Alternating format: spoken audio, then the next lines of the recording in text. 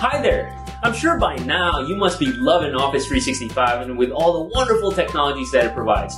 But just in case adoption is an issue in your organization, let me share 3 quick tips on how to drive sustainable adoption for your Office 365 investment.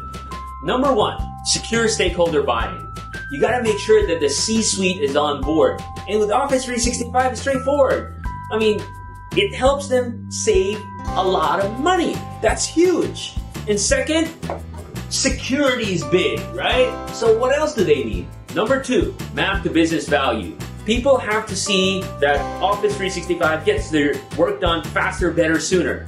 I mean, 2 words, Microsoft Teams. Having a one-stop shop to communicate and collaborate is huge for any departments in the organization. Number 3, to drive sustainable adoption, plan for purposeful collaboration.